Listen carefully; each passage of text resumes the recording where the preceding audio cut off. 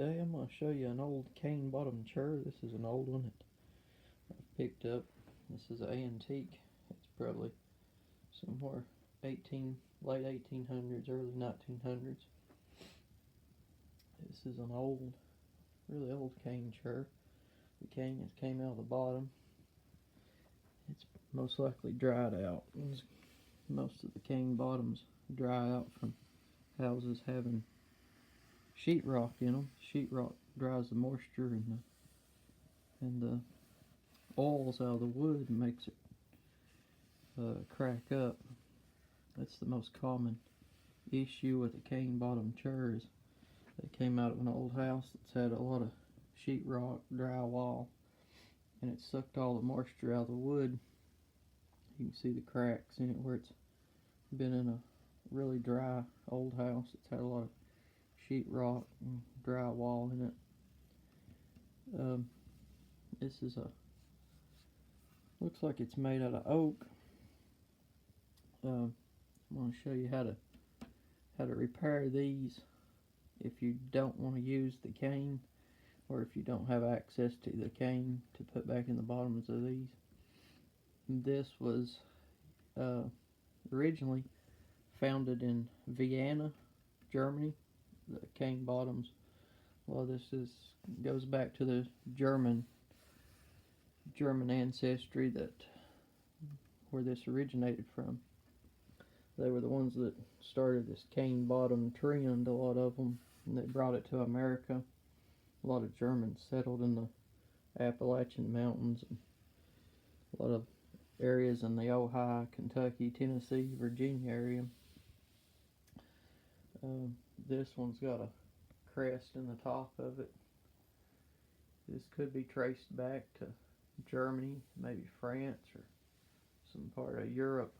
If anybody knows this pattern right here and knows its origins, just leave a comment in the comments below.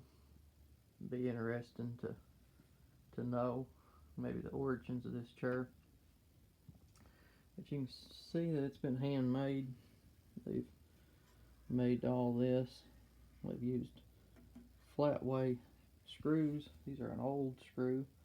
Looks like probably 1880s, 1890s, maybe up to about 1910 style screw to hold it together. They've used a real dark red shellac on it, and it's got a lot of layers on it, so it's been worked quite a bit over the years. But I'm going to show you how to make a bottom for one of these. If you've picked up one of these chairs somewhere and you don't know how to make a bottom, and you don't know how to weave cane, or don't have access to cane, what you'll do is you'll cut you out a piece of plywood. You'll cut it the shape that you'll want it, however the shape you want it, that will cover the hole. Once you get the shape that you want, then you will want to round these edges down. You don't want no sharp edges on these. But once you round this edge, you can see how it's tapered off and rounded. You can even round it more if you wanted. After you get that tapered off and rounded down, you will have these holes right here where the cane went through. What you'll want to do is you'll want to get you a small wooden peg. You'll want one that's a little bit smaller than the hole. You don't want it to fit real tight, but you want it to be kind of snug, just enough to hold this bottom in.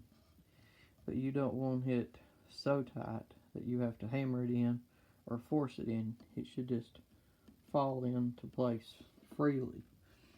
But what you will do is you will drill a hole on the underside, just enough to start the peg into this, and you'll line these pegs. You can use around 4 or more. You want to do the 4 corners, and you'll want to put you a little bit of paint, or just a little bit of water or anything around these holes to get a wet spot on this board on the bottom side to know where to drill these holes to put these pegs. And you want to put a little bit of wood glue in there. And once you do that, then you will be able to line this up and it will sit in those holes. It won't be real tight, and you'll be able to lift it off at any time. You'll be able to lift it off. This won't do any harm to the chair, the antique chair itself. This will preserve the chair for later on if you do decide to put a cane bottom in it or you want to restore it. This will make the chair usable and it will look nice, but at any given time you can go back to its original condition. But once you put the pegs in this and get it to where it will seat flush in the holes, then you can pick it back up off there, and then you can pick you up some fabric and you can cover that piece with any type of covering you want to cover it with a little bit of padding, and staple it on the back side of this piece of plywood. And once you do that, then you can set this down, and those pegs will go on all four corners of these holes, and it will set, and it won't slide. The bottom won't slide, but you can use it as a chair again, and it will save the chair from any kind of modifications that will harm the original part of the chair. This is the easiest way to reuse an old chair that you don't have a bottom for, and at any given time you can go back to its original condition if you want to, and this won't harm anything about the chair. It'll keep it preserved in its original condition. But once you put that down and upholster that piece of plywood with those pegs in it, then at any given time you can just take it off or put it on. So that will save the chair. That will save it for later on if anybody wants to go back to original. This is the safest way to use this style of chair if you have one and you don't want to harm its original condition or hurt its value. And that's how we usually use them, unless if someone requests a cane bottom, and then you have to weave it in. You'll have to weave the cane bottom back in through the holes and do the original pattern back.